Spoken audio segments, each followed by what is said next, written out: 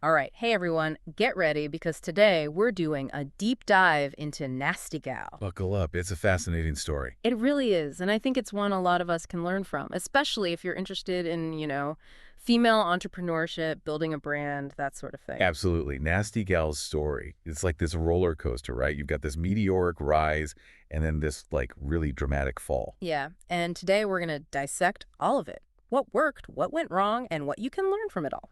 And we've got some great material to work with today. We're going to be looking at Sophia Amoruso's journey, of course, but also some excerpts from this article that really digs into, like what made Nasty Gal tick. Awesome. So where do we even begin? 2006, right?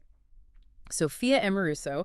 She's young, she's hustling, she's got this eBay store selling vintage clothing, but this wasn't just some like random side hustle. No, not at all. No. It's important to remember the context here. This is like the early days of social media. Mhm. MySpace was a thing. Oh yeah, MySpace. Right. And the whole girl boss idea, it was really starting to gain traction. And Amoruso, she just like tapped right into that energy.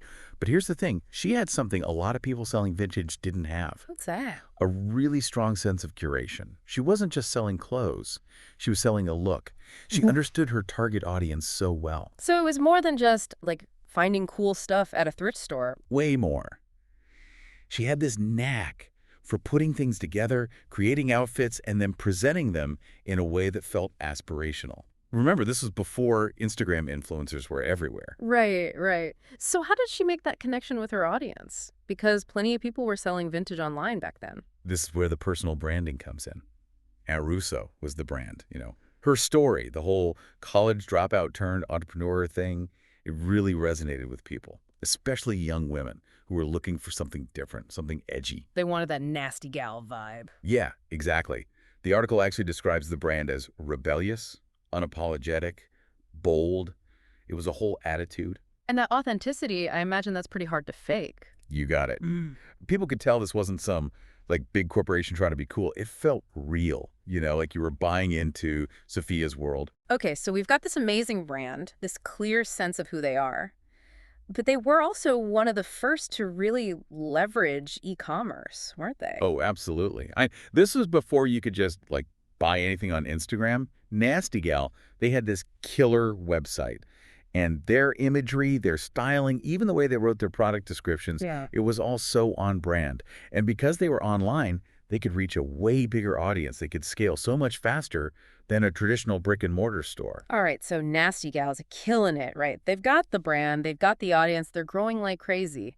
But we know it can't last forever. And that's what makes this story so interesting, because it's not just about what they did right, it's about where things went wrong. And the article really doesn't hold back. So give it to us straight. What happened? Well, one of the biggest issues was just, growing too fast too soon. It's a classic entrepreneurial dilemma. Totally. You get caught up in the excitement, the momentum, and suddenly you're in over your head. Exactly. And it seems like Nasty Gal, they just weren't quite prepared for that level of success. The article mentions like logistical problems, inventory issues, shipping delays. Ouch. Yeah, that'll definitely turn off customers. It's tough because on the one hand, you want to capitalize on that demand, but on the other hand, you don't want to sacrifice quality or customer service. And it sounds like that might have happened a bit here. Yeah, unfortunately. And beyond the operational stuff, the article also talks about a pretty toxic work environment, like high turnover, people feeling burnt out. Which, let's be honest, is never a recipe for long-term success. No, not at all. I mean, if your team is miserable, it's going to impact everything: morale, creativity, even the brand itself. And that's not even getting into the ethical implications of, treating your employees poorly. So we've got these internal struggles, but then there's also the external landscape, right? And Nasty Gal was built on social media, which is constantly changing. Totally. And that's another big takeaway from this whole thing. You can't build your entire business on rented land, Meaning? meaning you're at the mercy of algorithms, platform changes, competition.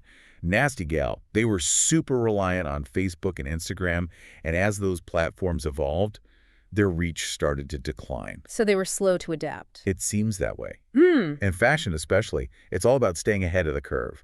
What's hot one minute is so over the next, Brutal. You snooze, you lose. pretty much. And it seems like Nasty Gal, they had so much success with a specific formula, they struggled to evolve when the market started to shift. Okay, so we've gone from vintage eBay to fashion icon to bankruptcy. What's the takeaway here for our listener? Yeah, I mean, nobody wants to go through all that just to, end up back at square one. Exactly. So what can we learn from Nasty Gal's roller coaster ride? Well, I think there are, like, a few really big lessons here.